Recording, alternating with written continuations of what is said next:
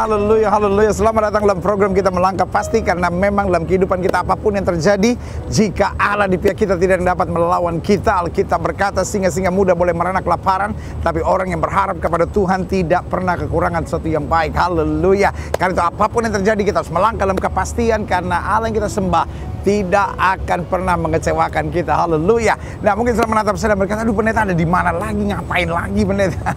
Saya sedang ada berlayar pada sungai yang sangat terkenal dalam Alkitab, dan sungai ini adalah Sungai Nil.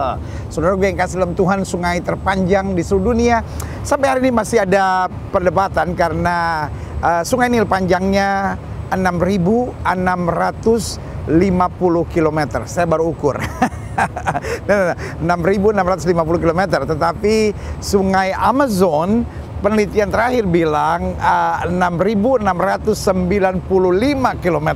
Jadi saudara gue yang kasih dalam Tuhan, pengagum Sungai Nil berkata Sungai Nil yang paling panjang. Sementara pengagum Sungai Amazon bilang kami yang paling panjang. Saudara gue yang kasih dalam Tuhan, akhirnya secara umum diakui bahwa keduanya adalah dua sungai terpanjang di dunia ini. Nah saudara gue yang kasih dalam Tuhan, tetapi saya tidak bawa saudara ke Sungai Amazon karena memang nggak ada dalam Alkitab, ya kan. Tetapi saya sedang ada cruise 3 hari. Jadi 4 hari, saudara, 4 malam, ya kan, 4 malam 5 hari. Jadi full board. Jadi kita pagi makan di kapal, siang makan di kapal, malam makan di kapal, ya kan. Lalu istirahat di kapal, dan ada waktu yang indah untuk saya belajar banyak tentang apa yang ada dalam Sungai Nil ini. Karena Alkitab banyak bicara Sungai Nil. Saya ingat mimpi Fir'aun, itu pertama kali Sungai Nil disebut, mimpi Fir'aun. Waktu dia bingung, iya kan, dia bingung ini apa ini, karena ada bicara tentang lembu, sapi dan segala sesuatunya. Dan saudara gue yang kasih dalam Tuhan, akhirnya ya satu-satunya yang bisa mengartikan mimpi dari Fir'aun adalah seorang Ibrani namanya Yusuf, yang waktu difitnah dan dibuang ke dalam penjara. Lalu intinya Yusuf menjelaskan ada 7 masa kelimpahan dan adalah 7 tahun kekeringan. Lalu kemudian raja minta pendapat, apa yang harus aku buat?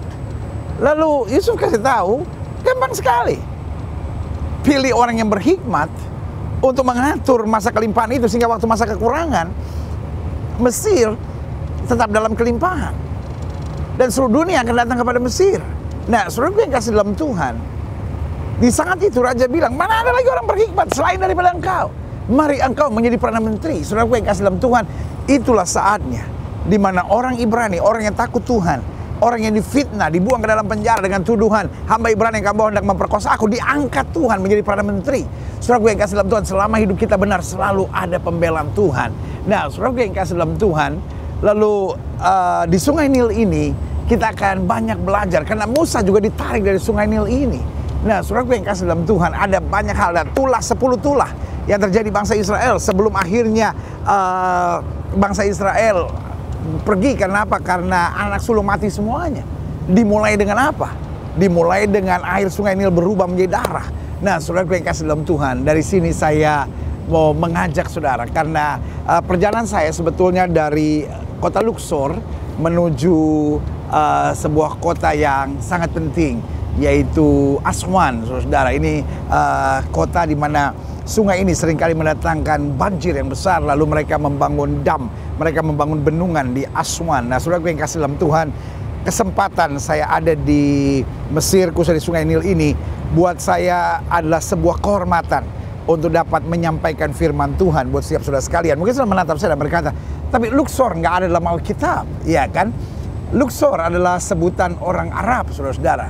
Ya kan, sebutan orang Arab berkata Luxor. Kenapa? Karena Luxor artinya City of Palace, atau kota tempat raja-raja atau tempat istana-istana.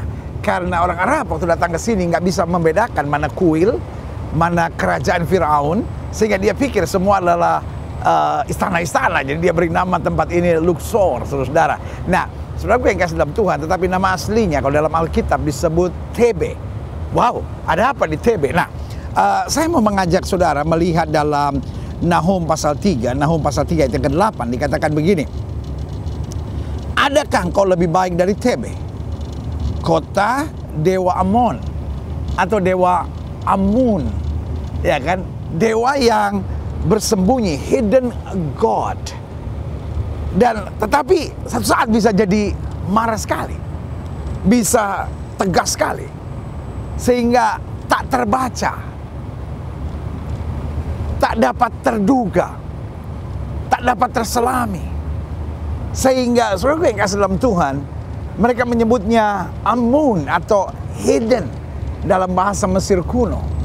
Nah, dikatakan di sini jelas, adakah engkau lebih baik dari Tebek, kota dewa Amun atau dewa Amon, yang letaknya di sungai Nil, dengan air sekelilingnya, yang tembok kotanya adalah laut dan bentengnya adalah air.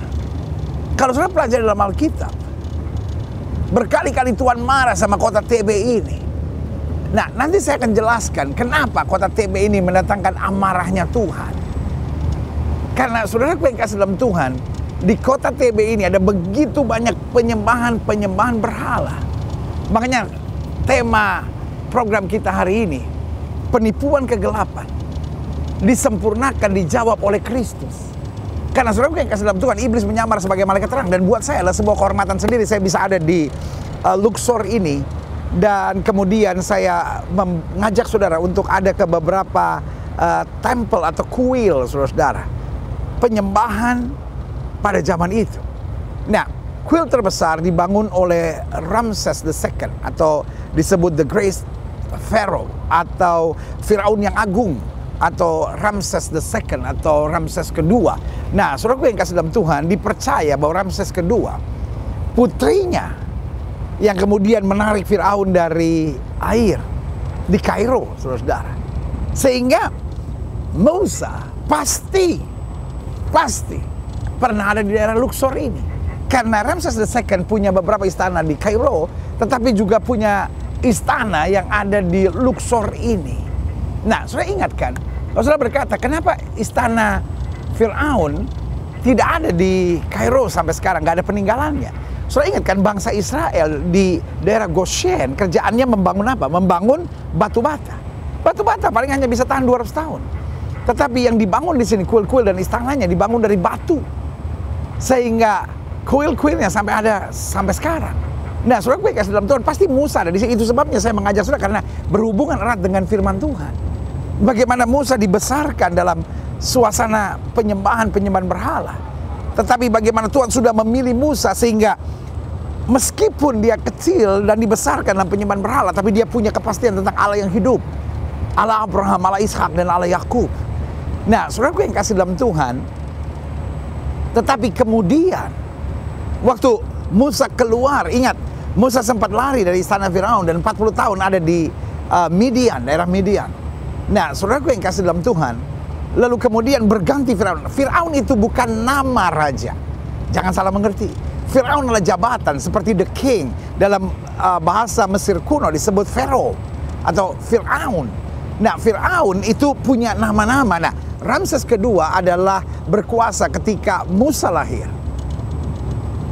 Dan Ramses kedua juga yang menindas bangsa Israel. Tetapi anaknya, anak ke-13, karena 12 anaknya mati dari 162 anak. Karena Ramses II punya 162 anak. Dan anak ke-13-nya namanya Merenptah. Dan Merenptah ini, nah, Ramses dari kata Ra dan Rames.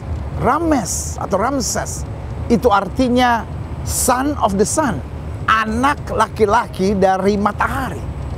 Itu nama arti Ramses. Tetapi Merenptah, anaknya saingan sama bapaknya. Meren artinya beloved, Ptah artinya pencipta, ya kan? Sehingga menurut dia lebih tinggi, lebih hebat dari ayahnya. Nah, saudara yang kasih dalam Tuhan, menarik untuk kita pelajari. Merenptah akhirnya kemudian menindas bangsa Israel dengan keras, yang di Goshen harus membangun batu bata, dan kemudian harus membangun istana-istana Firaun.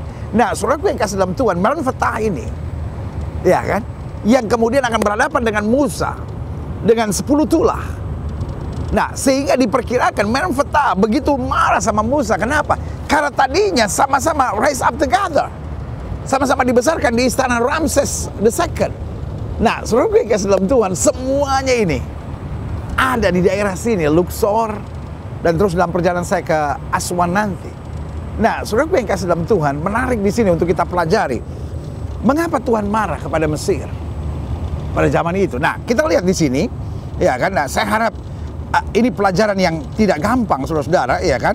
Karena saya mau bawa saudara pada pemahaman Alkitab sebagai firman Allah dan juga pemahaman sejarah, saudara-saudara. Nah, kita mulai belajar tentang Sungai Nil, atau dalam bahasa Arabnya disebut Nar An-Nil. Nar An-Nil artinya Sungai Nil. Nah, Sungai Nil dalam bahasa Koptik atau bahasa Mesir kuno itu artinya, atau nama lainnya adalah Iteru. Nah, disebut juga Father of the African River. Jadi bapak dari segala sungai-sungai di Afrika karena bercabangnya dari sini. Nah, saudara yang kasih dalam Tuhan, beberapa hal yang kita juga perlu tahu dalam kenapa namanya Nil, diambil dari bahasa Yunani Nelios. Nah, Nelios atau Nelios ini artinya yaitu lembah sungai, karena dia ada di lembah dan sungainya besar dan panjang 6.650 km, saudara-saudara. Dan saudara yang kasih dalam Tuhan, ini adalah sungai terpanjang karena 6.650 dia melewati 9 negara seperti Ethiopia, Zaire, Kenya, Uganda, Tanzania, Rwanda, Burundi, Sudan Selatan, dan tentu saja Mesir. Dimulai dari Rwanda dan diakhiri di Laut Tengah, saudara-saudara. Wah, luar biasa, saudara-saudara. Nah, saudara yang kasih dalam Tuhan, Nil ini karena kemudian berhubungan sangat erat dengan sejarah Mesir. Meskipun dia ada di 9 negara, tetapi kalau orang bicara Nil selalu ingatnya Mesir. Nah, mata air Nil bersumber di wilayah Danau Rwanda dan kemudian bermuara di Laut Tengah. Nah, 1 Raja-Raja 11 ayat 1-6 dikatakan gini, adapun Raja Salomo mencintai banyak perempuan asing di samping anak Fir'aun. Ia mencintai perempuan-perempuan Moab, Amon, Edom, Sidon, dan Het. Nah, ini mulai dari wilayah Mesir, wilayah Syria, Jordan, sampai Libanon, saudara-saudara. Wanita-wanita yang dicintai oleh seorang raja ini yang bernama Salomo. Ayat 2, padahal tentang bangsa-bangsa itu Tuhan telah berfirman kepada orang Israel, janganlah kamu bergaul dengan mereka, dan mereka pun janganlah bergaul dengan kamu. Sebab sesungguhnya mereka akan mencondongkan hatimu pada Allah mereka. Hati Salomo telah terpaut kepada mereka dengan cinta. Ini bahayanya. Orang kalau kuat, it's good. Tapi kalau merasa kuat, ini bahaya. Karena dia merasa kuat, firman Tuhan udah mulai dia langgar. Nah, saudara yang kasih dalam Tuhan, jangan coba melanggar firman. Melanggar firman berarti kehancuran. Melanggar firman berarti penderitaan. Saudara boleh kaya, saudara boleh pejabat, saudara boleh punya banyak teman, saudara boleh punya banyak koneksi. Tapi kalau saudara sudah mulai melanggar firman, saudara sedang menuju pada kehancurannya. Nah, program hari ini mengajar kepada kita, sehebat, sekuat, sejago apapun, sebesar apapun, seperti Ramses sekalipun, saudara, Tuhan tidak pernah terlalu lemah untuk merendahkan siapapun yang kuat. Tidak ada orang yang terlalu kuat yang gak bisa direndahkan Tuhan. Tetapi sebaliknya, tidak ada orang yang terlalu lemah sampai gak bisa diangkat Tuhan. Musa begitu lemah dibanding Ramses. Siapa Ramses? The Great Pharaoh.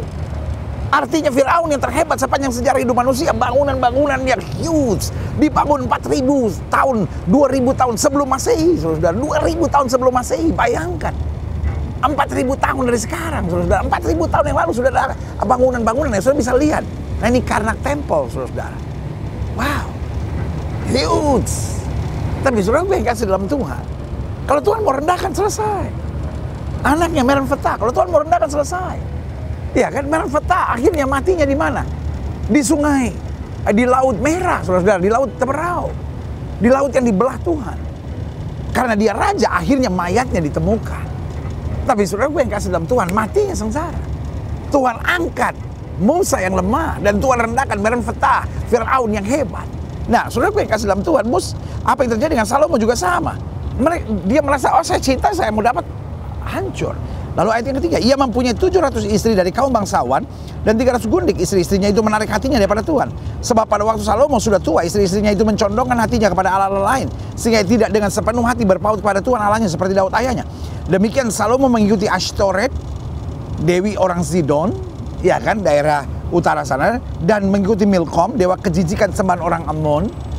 Jadi wilayah ini, penyembahan kepada Amon, penyembahan kepada the hidden God, kata Alkitab sebagai dewa kejijikan.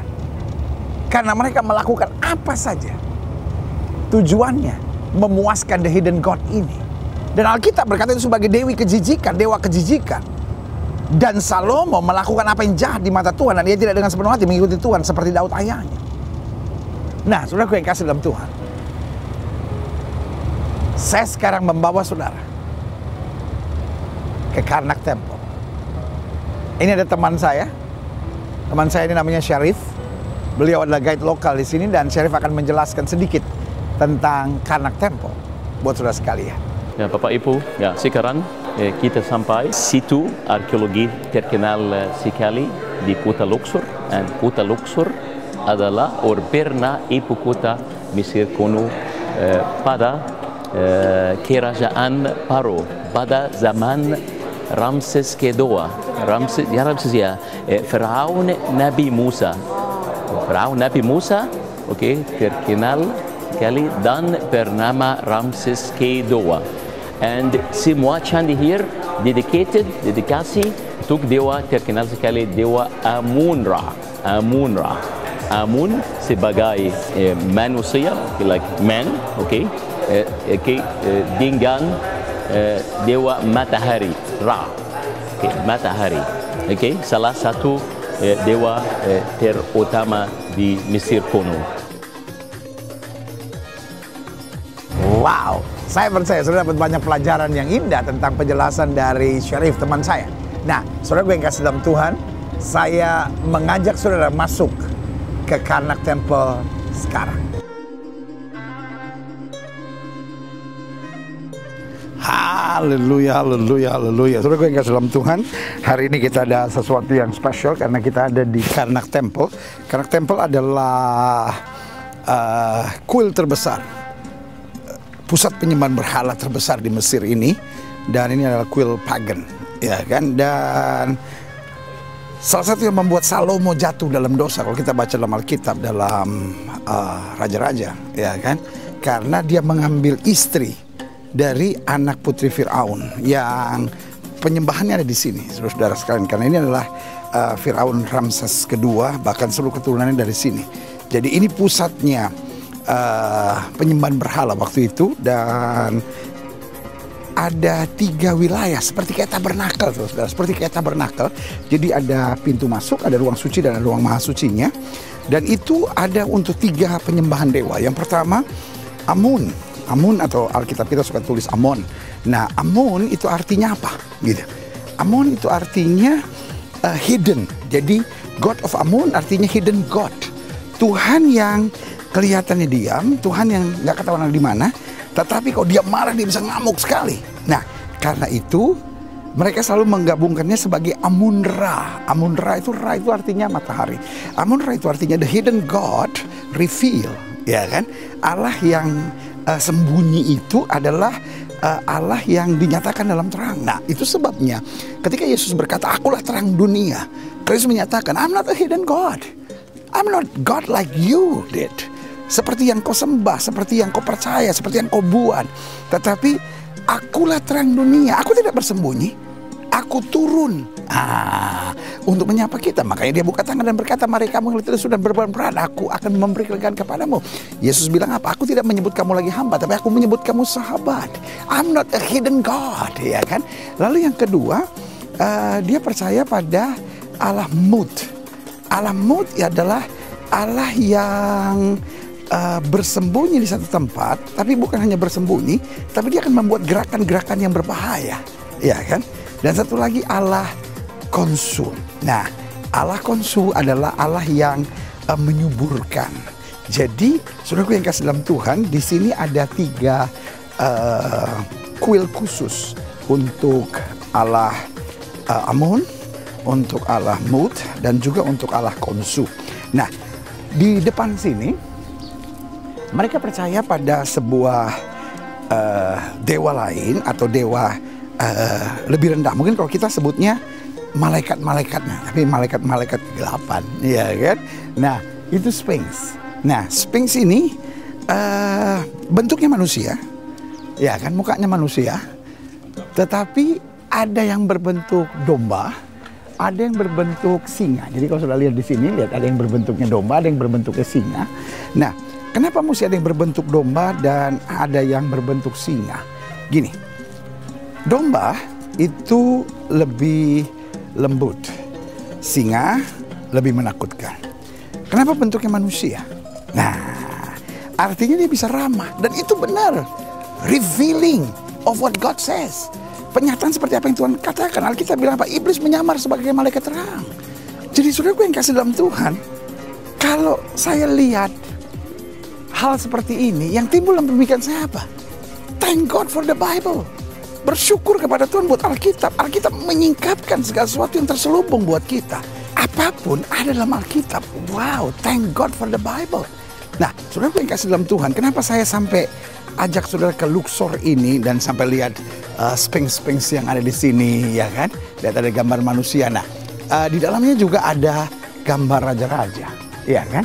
Artinya setiap raja dijaga oleh malaikat, oleh sphinx ini. Itu sebab Yesus bilang apa? Kamu buatan Allah. Kamu adalah anak yang kukasihi. Alkitab berkata setiap kita dijaga oleh pasukan malaikat di surga. Saudara yang kasih dalam Tuhan, kita nggak butuh sphinx lagi. Kenapa? Karena Yesus bilang apa? Roh yang ada dalam kamu lebih besar dari roh yang alam dunia ini. Saudaraku yang kasih dalam Tuhan, ternyata kuasa-kuasa kegelapan hanyalah gambaran bodoh. Tetapi saudaraku yang kasih dalam Tuhan, Yesus yang kita sembah dalam Kristus adalah Yesus yang dahsyat dan luar biasa. Allah kita adalah Allah yang dahsyat dan perkasa. Kita nggak pernah perlu gentar, kita nggak pernah perlu takut. Kenapa? Karena Dia menyediakan segala sesuatunya buat kita. Dan saudaraku yang kasih dalam Tuhan, kuasa-kuasa kegelapan hanya menggambarkan. Makanya kita bilang iblis menyamar sebagai malaikat terang. Dia bisa dalam bentuk manusia, tetapi dia bisa menjadi serigala yang menakutkan, dan dia bisa jadi singa. Dan Alkitab udah bilang apa? Lawan musuh iblis sama seperti singa berkeliling mencari orang yang dapat ditelannya. Jadi saudaraku yang kasih dalam Tuhan, dari sini saya hanya mau mengajar buat saudara. Satu, bahwa Alkitab adalah jawaban. Dan yang kedua, bahwa Alkitab adalah sumber damai sejahtera. Dan yang ketiga, segala sesuatu yang setan rancangkan di-reveal, dinyatakan. Dan kita melihat kebaikan Tuhan yang sempurna. Kita lihat lebih jauh lagi tentang apa yang ada di dalam sini di Luxor, ya. Haleluya. Wow, saudara yang kasih dalam Tuhan, saya percaya, lihat. Can you imagine? Ini bangunan 2025 tahun sebelum Masehi. Berarti hitungan sekarang 4000 tahun lebih, saudara. Begitu huge. Melewati angin ribut, badai, masih tetap bertahan. Sebagian besarnya masih asli, masih alami. Nah, saudara gue kasih dalam Tuhan. Jadi singkatnya saya jelaskan gini. Karnak Temple dibangun 2055 BC. Ya kan? Dan bertahan adanya sampai tahun 100 Masehi. Wow, sampai abad pertama. Lihat saudara yang kasih dalam Tuhan, luar biasa ini. Dan ini disebut sebagai bangunan yang terbesar yang pernah ada. Dalam bahasa Mesir kuno disebut Ipetsu, atau tempat yang sangat menarik hati untuk dikunjungi oleh setiap orang. Itu arti kata Ipetsu, iya kan? Nah, saudara yang kasih dalam Tuhan, tapi jangan salah. Tahun 323, waktu seorang kaisar Romawi bernama Konstantin yang Agung menguasai wilayah Romawi, lalu kemudian otomatis seluruh wilayah Mesir dikuasai juga. Mamanya bernama Ratu Helena, get saved, diselamatkan Tuhan. Lalu Helena panggil anaknya dan dia bilang, Tuhan yang benar adalah Tuhan yang kita kenal dan kita panggil dalam Tuhan Yesus. Lalu mulai saat itu, bahkan kemudian adiknya yang disebut sebagai Constantine II, Constantinius II, lalu mulai membangun gereja. Makanya sudah bisa lihat di tempat ini, di Karnak Temple yang terdiri dari halaman ruang suci, ruang maha suci, dibangun yang paling dalam itu gereja, the most super holy. Gambarannya adalah, oke, kamu percaya pada Allah-Allah itu, tapi Allah-Allah itu tidak punya kuasa dengan Allah kami. Artinya apa? Allah-Allah itu Allah mati, Allah yang kamu buat. Tetapi Allah kita adalah Allah yang hidup. Saudara gue yang kasih dalam Tuhan, itu sebabnya hukum Tuhan pertama, jangan menyembah patung, jangan membuat bagimu Allah lain. Kenapa? Dia Allah yang cemburu, Dia Allah terdahsyat, Dia Allah yang terhebat, Dia Allah yang terluar biasa. Karena itu dari Sungai Nil, saya berani beritahu, yang pertama, berhala-berhala itu mati. Jangan menyembah berhala-berhala. Berhala-berhala itu adalah konsep manusia. Tetapi Kristus menggenapi seluruh berhala-berhala itu. Makanya Paulus pakai istilah begini, kamu menyembah apa yang kamu tidak kenal. Kamu menyembah patung-patung yang kau buat dengan tanganmu sendiri. Tapi kami menyembah Allah yang hidup. Yang pertama, berhala-berhala hanya menyesatkan, tapi kuasa Tuhan memulihkan. Yang kedua yang saya pelajari, iblis menyamar sebagai malaikat terang. Caranya kalau kamu ikut iblis, kamu akan diberkati, tapi kalau kamu main-main dengan dia, kamu akan dihancurkan. Tetapi Alkitab dengan tegas berkata, lawan iblis, maka iblis akan lari. Iblis penuh dengan tipuan. Dan yang ketiga, jangan terbujuk oleh the riches of the world. Artinya kekayaan dunia, jangan sampai menyeret hati kita. Jangan sampai kita ikut Tuhan hanya supaya diberkati dan lain-lain. Oke, Alkitab bilang kalau kita tidak miliki kiri maupun ke kanan, hidup kita akan diberkati. Tapi saudaraku yang kasih dalam Tuhan, berkat bukan tujuan hidup kita. Tujuan hidup kita adalah untuk menyenangkan hati Tuhan. Tujuan hidup kita supaya kita dapat berdiri di hadapan Tuhan, dan Tuhan menatap kita dan berkata, mari masuk ke hambaku yang baik dan setia. Engkau telah menerima setia dalam perkara kecil, sekarang saatnya engkau menerima tanggung jawab dalam perkara yang lebih besar. Karena kita berkata, apa artinya kamu dapat seluruh dunia ini jika jiwa kamu binasa? Lalu yang keempat, kepercayaan kepada Allah yang hidup. Bukan hanya menuntun kita pada mujizat, kita percaya pada mujizat. Dan amin, memang orang yang setia akan menerima mujizat. Tetapi di atas mujizat ada dua hal besar. Yang pertama itu pengampunan dosa, dan yang kedua keselamatan. Semua ajaran-ajaran dunia ini, semua pelajaran-pelajaran yang saya pelajari dalam kitab nabi-nabi, kitab raja-raja, bahkan kalau kita pelajari sejarah-sejarah Mesir kuno dan lain-lain, semua mengandalkan perbuatan baik. Tetapi saudaraku yang kasih dalam Tuhan, keselamatan kita hanya dalam Yesus Kristus Tuhan. Dan selanjutnya bukan hanya keselamatan, karena keselamatan bisa terjadi lewat apa? Pengampunan dosa. Makanya Daud bilang apa? Berbahagialah orang yang dosanya diampuni. Saudaraku yang kasih dalam Tuhan, sudahkah kau menerima pengampunan dosa hari ini? Apakah kita hanya sibuk dapat mujizat, dapat kesembuhan, dapat berkat? Amin. Semuanya itu milik kita sebagai orang percaya. Karena Kristus datang untuk memberi domba-dombanya hidup dan hidup berkelimpahan. Tetapi sudahkah kita bertobat? Sudahkah kita minta ampun dosa? Karena waktu dosa kita diampuni, kita dapat memanggil dia ya Aba, ya Bapa. Dan yang kedua yang menarik perhatian saya, setelah dosa kita diampuni, maka kita akan mendapat keselamatan yang kekal. Sorga rumah Bapa yang kekal. Saudaraku yang kasih dalam Tuhan, keselamatan kita hanya ada dalam Yesus Kristus Tuhan. Makanya Alkitab dengan tegas berkata, akulah jalan kebenaran dan hidup, tidak seorang pun sampai kepada Bapa jika tidak melalui aku. Kristus bukan datang hanya membawa agama, tetapi dia mendatangkan kepastian. Dari sini saya hanya mau ingatkan buat saudara, kita punya panggilan yang lebih tinggi. Karena itu banggalah jadi orang percaya, jadilah terang, karena terang yang sesungguhnya telah datang menerangi dunia ini. Dunia sedang dalam kegelapan menuju pada kehancuran, tapi terang Kristus menerangi hidup kita. Izinkan saya berdoa sekarang. Saudara yang sakit, saudara yang berbeban berat, boleh taruh tangan kanan saudara di dada, dan izinkan saya berdoa. Mari kita berdoa. Bapa, dalam nama Yesus, hamba doa buat yang sakit, hamba doa buat yang berbeban berat. Hari ini Bapa, kami mendapat pelajaran indah dari Sungai Nil, sungai terpanjang di seluruh dunia ini. Dan dari sini kami belajar tentang segala tempel-tempel itu adalah kepalsuan, kebohongan. Tetapi Allah yang kami sembah dalam Kristus Yesus, Allah yang menerangi, membawa kami pada pemahaman bahwa terang yang sesungguhnya terang menerangi dunia. Kami diterangi sehingga kami tidak masuk lagi dalam penyembahan berhala, masuk dalam tipuan iblis. Tapi kami kuat di dalam Tuhan, setia dalam Tuhan. Harinya akan tiba, mahkota kemuliaan Tuhan sediakan buat kami. Di dalam nama Yesus kami berdoa. Haleluya, haleluya, amin, amin, amin. Saudaraku yang kasih dalam Tuhan, doa saya menyertai saudara. Ini akhir dari perjalanan kita hari ini, yaitu melangkah pasti dari Luxor atau yang Alkitab sebut sebagai kota TB, di mana Tuhan banyak menegur kota ini karena berbagai dosanya, karena berbagai penyembahan berhalanya. Tapi saudara gue yang kasih dalam Tuhan, kita diselamatkan akan mengalami kemuliaan Tuhan yang kekal.